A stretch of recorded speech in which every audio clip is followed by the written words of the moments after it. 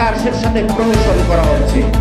সাবধান হয়ে যান এবং অনতি বিলম্বে আমাদের এই প্রাইমারি দ্বিতীয় ধাপের এই সুরাহার মাধ্যমে অর্থাৎ 93% মেধা 7% কোটার আলোকে রেজাল্ট সকল শূন্যপদ পূরণ করে পুনরায় রেজাল্ট প্রকাশের মাধ্যমে একটা নতুন আদর্শমূলক এবং বৈষম্যহীন সমাজ ব্যবস্থা, রাষ্ট্র ব্যবস্থা এবং সরকার ব্যবস্থা গঠনের জন্য আমি যথাযথ কর্তৃপক্ষকে বিনীতভাবে অনুরোধ জানাচ্ছি।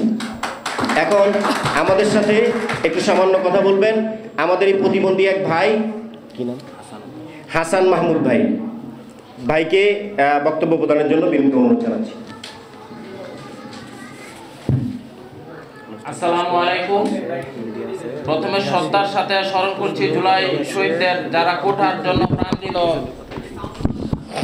শাহিদ আবু সাইদ মুগ্ধ ভাইদের প্রতি, যাদের কারণে আমরা একটা নতুন স্বাধীন বাংলাদেশ পেয়েছি। প্রিয় সাংবাদিক ভাই ও বন্ধুগণ, আমি একজন প্রতিবন্ধী মানুষ এবং প্রতিবন্ধীর পক্ষে কথা বলতে এখানে কিছু কথা বলার জন্য আসি। আমরা প্রাথমিক সহকারী শিক্ষক 2023 চূড়ান্ত ফলাফল প্রকাশ 31 অক্টোবর প্রকাশ 2024 এর ফলাফলে 21 জেলার কোথাও কোনো প্রতিবন্ধী নিয়োগ দেয় নাই। হ্যাঁ, আমাদের জাতিসংঘ সংবিধান 28(4) প্রতিবন্ধী সুরক্ষা আইন 35(1) প্রাথমিক সহকারী শিক্ষক নিয়োগ বিধিমালা 2019 এর উপবিধি 3 এর ঘতে প্রতিবন্ধী ব্যক্তিদের কর্মে নিয়োজিত কথা বলা হয়েছে, অথচ এ রাষ্ট্র প্রতিবন্ধীদের কর্মে নিযুক্ত করা ব্যর্থ হয়েছে। বিশ্বের সকল দেশে প্রতিবন্ধীদের স্বাবলম্বী হওয়ার সুযোগ দিচ্ছে, তাহলে আমরা কেন এ সুযোগ পাবো না? যেখানে জুলাই বিপ্লবের প্রধান কথাই ছিল কোঠা প্রথা নিপাক যাক, সেখানে সে কোঠায় নিয়োগ দিয়ে প্রতিবন্ধীদের কেন বঞ্চিত করা হলো? প্রিয় সাংবাদিক ভাই ও বোনেরা, আমরা প্রতিবন্ধীরা বাংলাদেশের এমন কোনো প্রশাসন, এমন কোনো দপ্তরে যায় নাই, বিশেষ করে হাইকোর্ট পর্যন্ত আমরা জনপ্রশাসন মন্ত্রণালয়ে স্মারকলিপি দিয়েছি, প্রাথমিক গণশিক্ষা মন্ত্রণালয়ে প্রতিবন্ধীদের পক্ষে থেকে আমরা স্মারকলিপি দিয়েছি, অথচ আমাদের কোনো সুযোগ, আমাদের কথা বলার এবং আমাদের সুযোগ দেওয়ার কোনো তারা চিন্তা করছে না। সুতরাং আমি বলতে চাই, এই যেখানে প্রতিবন্ধীদেরকে রাষ্ট্র সংবিধানে নিয়োগ দেওয়ার, চাকরির সুযোগ দেওয়ার কথা বলা হয়েছে, অথচ তারা আমাদের এই সংবিধানের কথা কোনো পূরণ করার কোনো কর্ণপাত করছে না। আমি আপনাদের মাধ্যমে রাষ্ট্রের কাছে একটা অনুরোধ জানাই, আমরা সবচেয়ে বড় অবহেলিত, সমাজের সবচেয়ে বড় বঞ্চিত।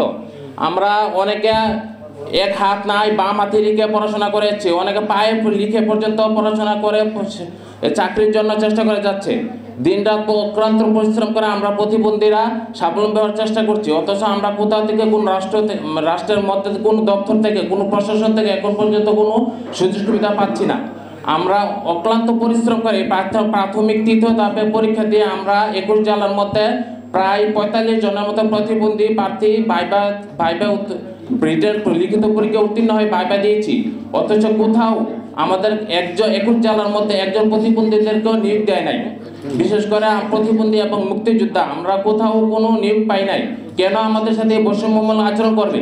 সুতরাং আমি রাষ্ট্রের কাছে জবাব চাই। আপনার প্রিয় সাংবাদিক, আপনার জাতির বিবেক, আপনাদের মাধ্যমে দেশে আমাদের রাষ্ট্রের কাছে, অন্তর্বর্তী সরকারের কাছে জবাব চাই, কেন আমাদেরকে নিয়োগ দেওয়া নাই, আমাদের কেন বৈষম্যমূলক আমাদের সাথে আচরণ করবে?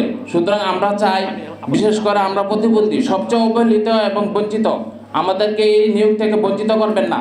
হাইকোর্টে আগামী 22 তারিখ বুধবার আমরা হাইকোর্টের প্রতি অত্যন্ত শ্রদ্ধাশীল।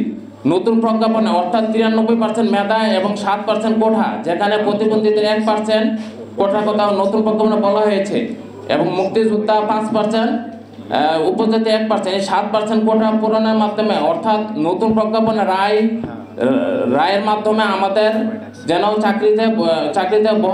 চাকরিতে নিয়োগ দেওয়ার ব্যবস্থা করা হয়।